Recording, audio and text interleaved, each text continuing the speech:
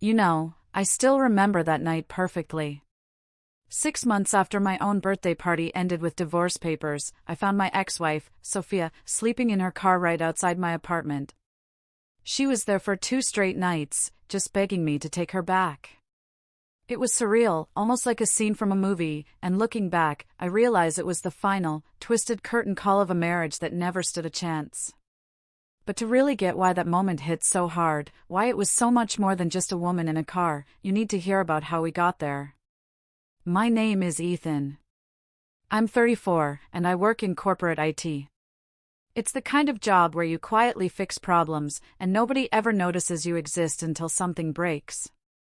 Honestly, that pretty much sums up my marriage to Sophia too. She came from money, real money. Her dad, Victor, owned half the commercial real estate in Phoenix, Arizona, and he made sure you knew it. We'd been married 6 years, and for 6 of those years, I'd been the guy who married up according to her family. The one who wasn't quite good enough. The one who should be grateful Sophia even looked at him twice. I was self-made. I worked my way through college, built my career from nothing. But to them, I was just some middle-class IT guy who got lucky. Victor never missed an opportunity to remind me of it either. Little comments at family dinners about real business versus tech support. Jokes about how I probably couldn't afford the wine we were drinking. Suggestions that maybe I should let the men talk when business came up. I took it all, because I loved Sophia. Or at least, I thought I did. Maybe I just loved the idea of proving them all wrong. About 3 months before my birthday, things started to change. Sophia got distant, cold. It was like she was physically there, but mentally, she'd completely checked out. She started working late, really late, coming home at 10 or 11, smelling like expensive cologne that definitely wasn't mine. She'd smile at her phone in ways she hadn't smiled at me in months. And when I'd ask what was funny, she'd brush me off, turning the screen away. I'm not stupid. I knew something was off. But I kept thinking maybe I was paranoid, maybe I was insecure. Maybe if I just tried harder, everything would go back to normal. I started doing more around the house, planning date nights she'd cancel, buying her favorite wine she wouldn't drink. And the whole time, she was just slipping further and further away. Then October 15th, my birthday, rolled around. It was a Saturday. I wasn't expecting much, maybe dinner at home, maybe she'd remember to get a cake. Honestly, I would have been happy with just spending time together. Instead, that morning, she woke me up with this weird, excited energy I hadn't seen in months, and told me she'd planned a surprise. We were going to her parents' house that night. My stomach immediately dropped. Nothing good ever happened at her parents' house. I asked if we could just stay home, just the two of us. But she insisted, said it would be fun. Said her family wanted to celebrate with me. I should have known right then that something was catastrophically wrong, because her family had never wanted to celebrate anything with me. We showed up around 7 o'clock, and the house was full of people. Her parents, her sister Isabel, who, to be fair, was the only decent one in that whole family, some of her parents' country club friends. All of them holding champagne glasses, all wearing these weird, smirking expressions, like they were in on some inside joke. Victor greeted me at the door with this huge, fake smile. He shook my hand way too hard, told me happy birthday, and that they had quite the evening planned. I remember thinking his voice sounded like a lawyer about to spring a trap. Sophia led me to the living room where everyone was gathered. I noticed they'd set up this small table in the center with a single envelope on it. Cream-colored, expensive-looking, the kind of thing you'd use for a wedding invitation. She picked it up, turned to face me with the whole room watching, and handed it to me with an expression I'd never seen before. Something cold, satisfied, and cruel all at once. I opened it. Inside were divorce papers. Already filled out, already dated, just waiting for my signature. The room went completely silent for about 3 seconds.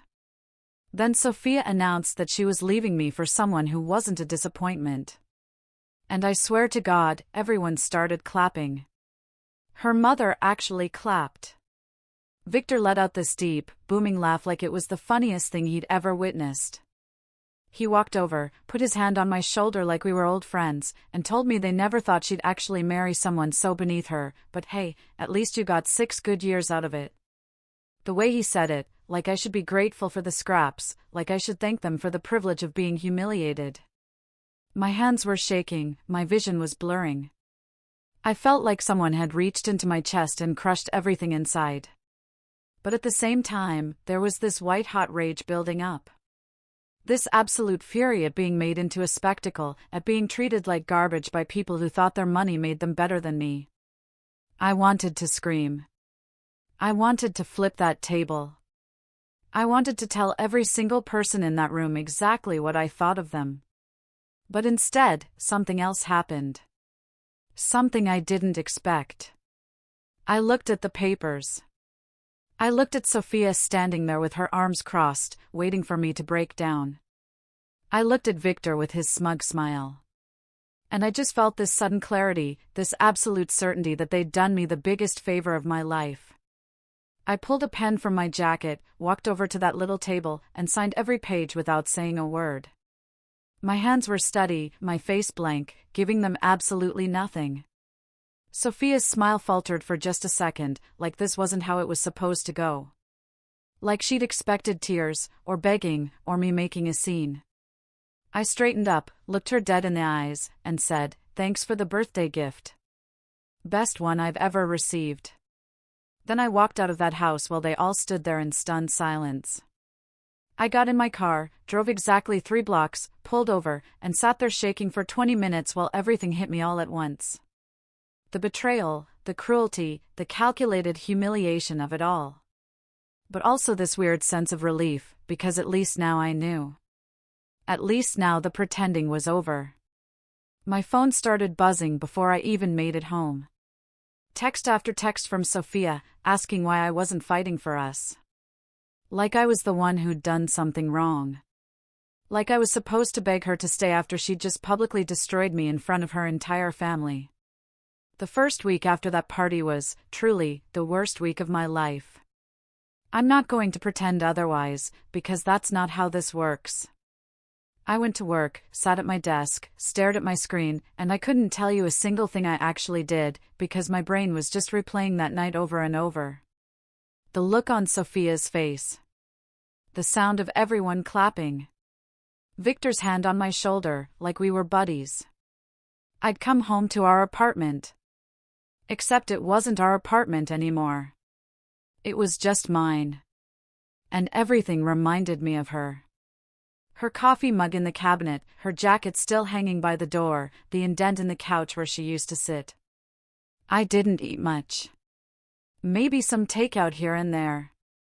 Didn't sleep well either. Just lay there at 3 a.m, thinking about how stupid I'd been, how I'd ignored every red flag, how I'd actually believed that trying harder would fix things. But somewhere around day 5, something shifted. I was sitting in a bar in the old town. 2nd beer, 3rd beer, I don't remember. And I wasn't sad drunk. I was angry drunk. The kind of angry where everything becomes crystal clear and you realize you've been playing defense your whole life, when you should have been playing offense. I pulled up my phone and called Mark, this lawyer I'd met at a conference 2 years back. Corporate guy, sharp as hell, the kind of person who sees 3 moves ahead. He picked up on the 2nd ring. I told him what happened, and there was this pause before he said, "Tell me you didn't sign anything without reading it." And I admitted I had. And he actually laughed, not at me, but like he'd just been handed a gift. He told me to meet him at his office Monday morning and to bring everything, bank statements, emails, anything I had access to. When I asked why, he just said, "Sophia's family made a critical mistake. They humiliated you publicly.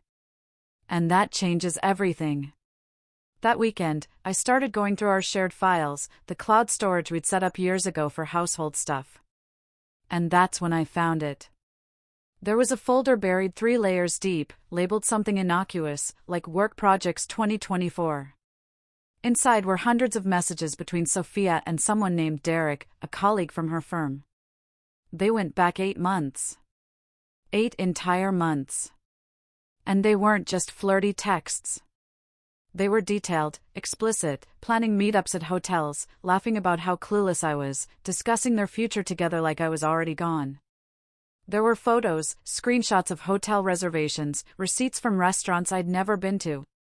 And one message from Sophia that I'll never forget, where she wrote that the birthday party was her dad's idea, that they wanted to break me publicly so I'd sign fast and they could move on without complications. I sat there reading until the sun came up, and I wasn't heartbroken anymore. I was coldly, methodically furious. The kind of fury that doesn't explode, it calculates. Monday morning, I walked into Mark's office with a thumb drive containing everything. And I've never seen a lawyer look that happy. He pulled up the messages, read through them, and told me this was leverage. Serious leverage. Because Sophia came from a family that cared deeply about reputation, and a public divorce involving infidelity and premeditated humiliation would destroy that reputation. He said we could push for a settlement that would hurt, or we could threaten to make everything public and let them decide how much their image was worth. I asked what he recommended, and he said, make them sweat first. So that's exactly what we did. Mark sent a letter to Sophia's lawyer.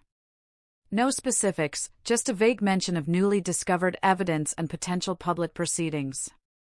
And within 48 hours, I got a call from Sophia. Not a text, an actual call. Her voice shaking, asking what I was doing, what evidence, why was I making this difficult?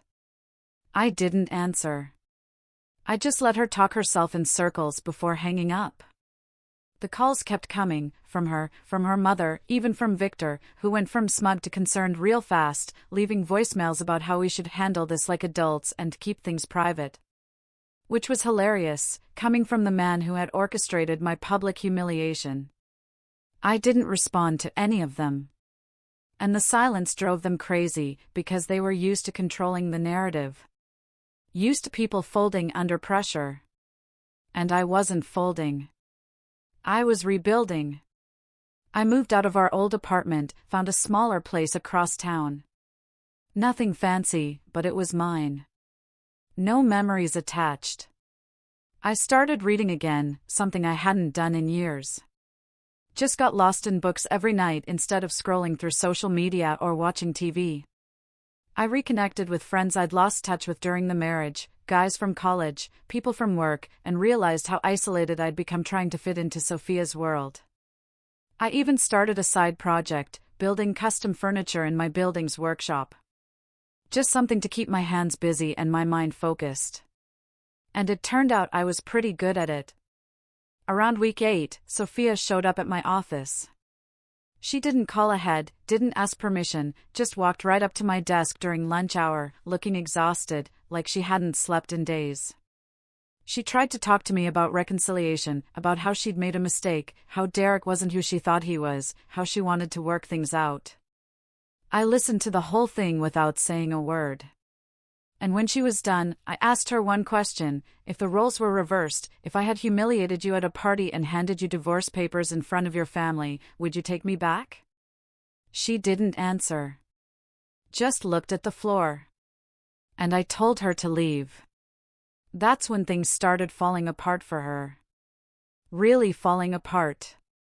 Isabel, her sister, called me one night and told me everything. She was the only one in that family with a conscience.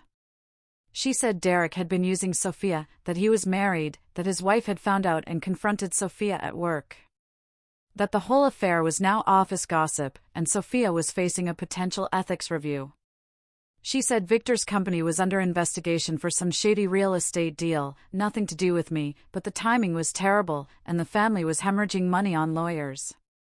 She said Sophia had been staying at their parents' house, but the atmosphere was toxic, everyone blaming everyone else. And Sophia was starting to crack under the pressure. I thanked Isabel for telling me.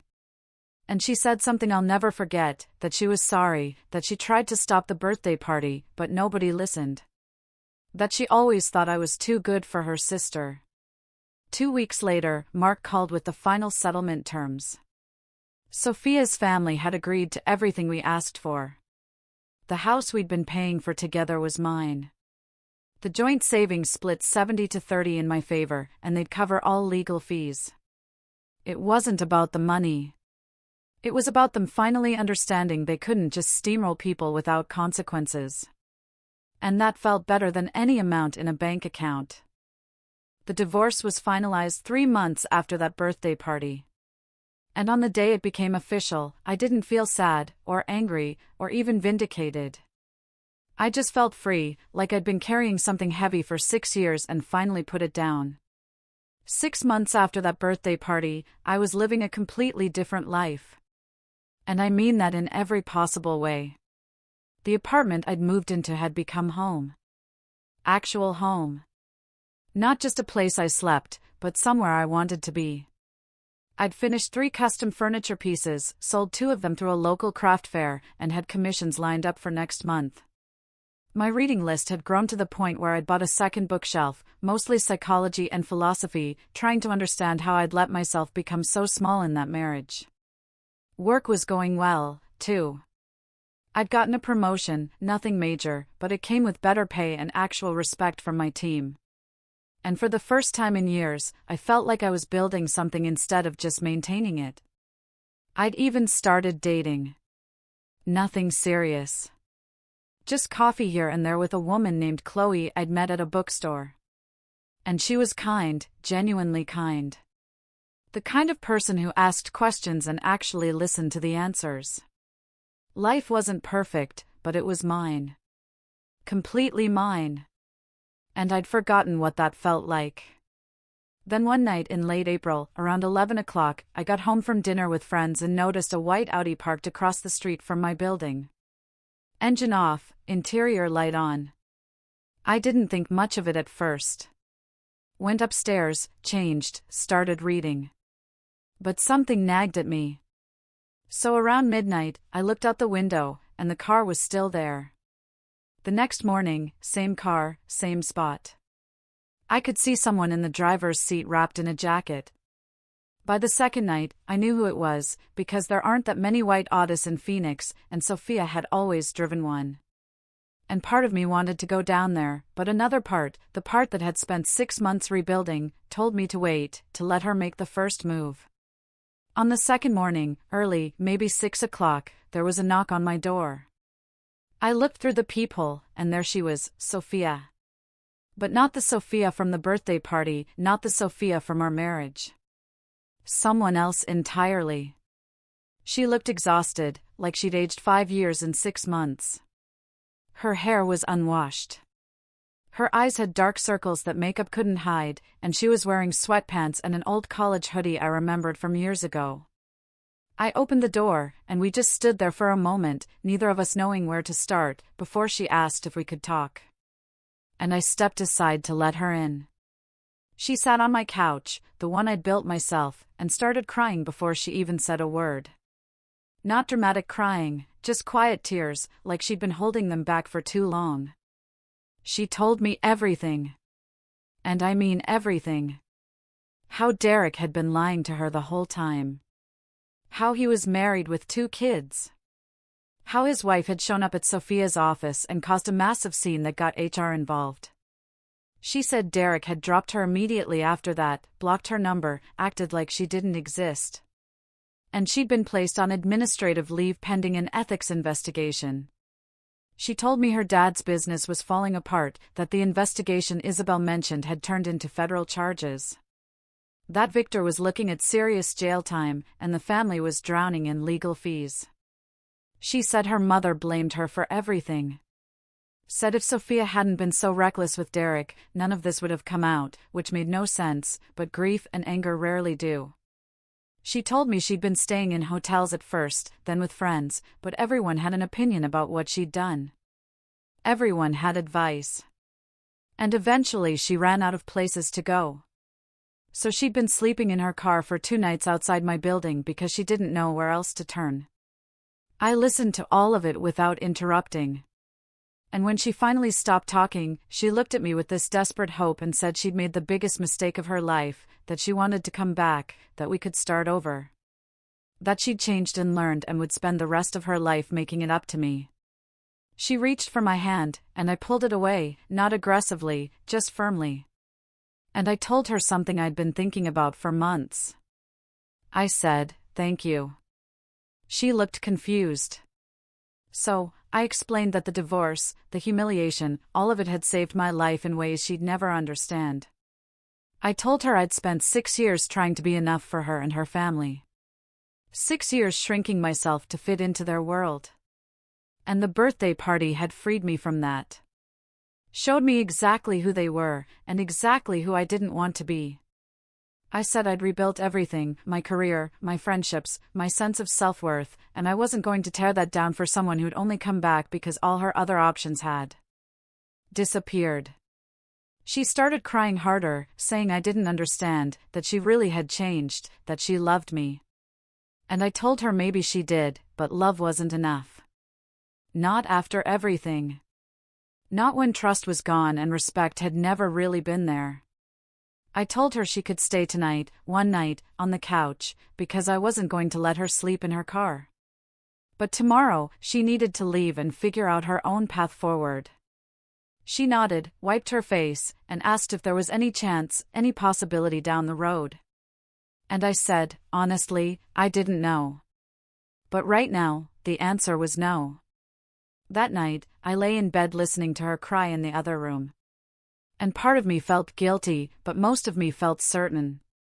Because I'd learned the difference between compassion and self-destruction, between helping someone and letting them drag you down. The next morning, I made coffee, left a cup on the counter for her, and gave her the number for a women's shelter that also helped with job placement and temporary housing. She took it, thanked me quietly, and left without trying to change my mind. And I think that was the first mature thing she'd done in our entire relationship. A week later, Victor called. I almost didn't answer, but curiosity got the better of me. His voice was different. Smaller. None of that booming confidence. And he asked if I could help Sophia. Maybe let her stay with me. Maybe give her some money to get back on her feet. I told him no. Flat, simple, final. And he started saying something about family and doing the right thing. And I cut him off. I said, "You made it very clear at my birthday party that I wasn't family, that I was beneath you. So I'm sure you'll understand when I say your daughter's situation isn't my problem." And before he could respond, I added one more thing: if Sophia genuinely needs help getting back on her feet, she should reach out to Chloe at the bookstore on Palm Avenue. Chloe runs a support group for women rebuilding their lives and actually knows how to help people without enabling them. Then I hung up and blocked his number. Blocked Sophia's mother's number. Blocked everyone except Isabel, because she'd been decent through all of this. 2 weeks after that, I went to an animal shelter and adopted a dog. A 3-legged mutt named Buddy, who'd been there for 6 months because nobody wanted a damaged dog. And I figured we'd be good company for each other. I took Buddy home, set up his bed next to my bookshelf, and that night, while he slept and I read, I realized something important. What I thought was the end of my life, that birthday party, that public humiliation, had actually been the beginning. The moment I stopped living for someone else's approval and started living for myself. Sophia had wanted to destroy me that night, or maybe she just wanted to hurt me. I'll never really know.